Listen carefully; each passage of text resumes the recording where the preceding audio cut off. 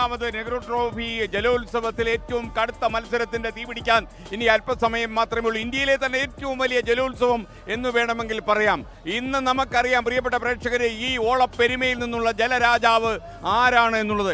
ഇത്രയും കടുത്തൊരു മത്സരം ഏതെങ്കിലും ഒരു ജലോത്സവത്തിൽ നടക്കുന്നുണ്ടോ ഇന്ത്യയിൽ എന്ന് ചോദിച്ചാൽ ഇല്ല ഇല്ല ഇല്ല എന്ന് നമുക്ക് ഉത്തരം പറയേണ്ടി വരും. അത്ര കടുത്ത മത്സരമാണ്. ഇന്ന് രാവിലെ മോർണിംഗ് ഷോ സമയത്തൊക്കെ നമ്മൾ പള്ളാത്തുരുത്തി ബോട്ട് ക്ലബ്ബ് ഉൾപ്പെടെ പല ആളുകളെയും കണ്ടു. ഒരാൾ പോലും വിട്ടുകൊടുക്കാൻ തയ്യാറല്ല എന്ന് പറയുന്നു. അതുകൊണ്ട് മത്സരത്തിൽ ഈ രാവിലെ തന്നെ തീപിടിച്ചു. മാസങ്ങളായുള്ള പരിശീലനം, മാസങ്ങളായുള്ള അധ്വാനം, അല്ലേ? അതിന്റെ വലിപ്പം ഒരു രക്ഷയില്ല. ഇവിടെ PBC അവരുടെ ലക്ഷ്യം എന്ന് പറഞ്ഞാൽ ഡബിൾ ഹാട്രിക് ആണ് എന്ന് പറഞ്ഞാൽ തുടർച്ചയായ 6ാമത്തെ ജയം. ഓക്കെ, ഒരേ 5 തവണ ജയിച്ചു. 5 വരെ ഇതുവരെ ആരും ജയിച്ചിട്ടില്ല. PBC ജയിച്ചിട്ടുള്ളൂ. 6ാമത്തെ അവർ മാത്രമേ ഉള്ളൂ. അത് വലിയ റെക്കോർഡാണ്. പക്ഷേ ഡബിൾ ഹാട്രിക് ബാക്കി എല്ലാവരും പറയുന്നു PBC നിങ്ങൾക്ക് ഡബിൾ ഹാട്രിക് തരില്ല എന്ന് ബാക്കി എല്ലാവരും പറയുന്നു. എല്ലാവരും പള്ളാത്തുരുത്തി ലക്ഷ്യം വെക്കുന്നു. എല്ലാവരും പള്ളാത്തുരുത്തി ലക്ഷ്യം വെക്കുന്നു. പോയ തവണ വിയപുരത്തിന് ആ കപ്പ് നഷ്ടമായി.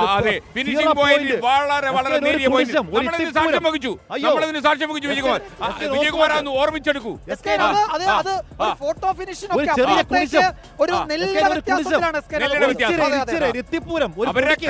കണ്ണിന്ന് തീമഴ പെയ്യായിരുന്നു.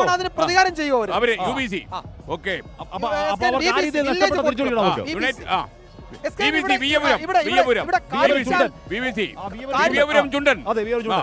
4ാം ട്രാക്കിൽ ആദ്യ ഹീറ്റ്സിൽ മത്സരിക്കുന്ന ഒരു ചുണ്ടനുണ്ട്, കാരിച്ചാൽ. 16 തവണ നെഹ്റു ട്രോഫി നേടിയ ചുണ്ടനാണ്. പേര് കേട്ടാ കിടന്നു ഒന്ന് പുളകം കൊള്ളും. അപ്പൊ ഈ നെഹ്റു ട്രോഫിയുടെ ചരിത്രത്തിൽ ഏറ്റവും പഴക്കമുള്ള 1970 നീറ്റിലിറങ്ങിയ വള്ളമാണ്. 1970 മുതൽ ഇങ്ങനെ മത്സരിക്കുകയാണ്. 16 തവണ കപ്പെടുത്തതാണ്. അതിനൊരു പ്രത്യേകതയുണ്ട്, ഞാൻ പറയട്ടെ. അത് വള്ളങ്ങളിലെ ലാലേട്ടനാണ്.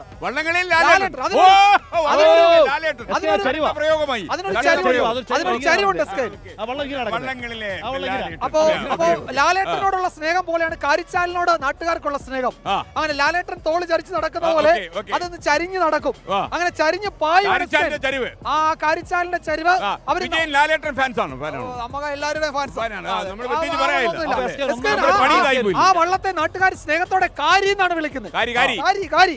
അപ്പൊ സ്നേഹത്തോടെ കാരി എന്ന് വിളിക്കുന്ന കാരിച്ചാൽ വള്ളങ്ങളുടെ ഗ്രൂപ്പിലെ വള്ളങ്ങളുടെ കൂട്ടത്തിലെ ലാലേട്ടൻ അത് 4ാം ട്രാക്കിൽ വരും. ഏതാനും നിമിഷങ്ങൾക്കുള്ളിൽ അല്ലെങ്കിൽ ആദ്യ ഹിറ്റ്സ് തുടങ്ങുമ്പോൾ 4ാം ട്രാക്കിൽ കാരിയെ നിങ്ങൾ നോക്കിക്കോണം.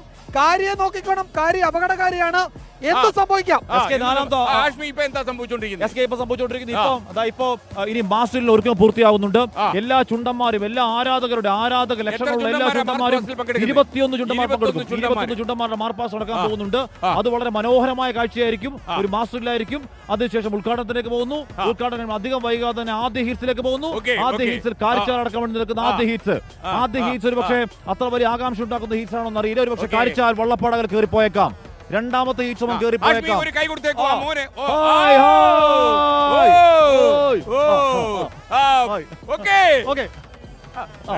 നിങ്ങളൊക്കെ എവിടുന്ന് വന്നു? എവിടുന്നാ വന്നേ? മുഹമ്മോ ഇവിടുത്തെ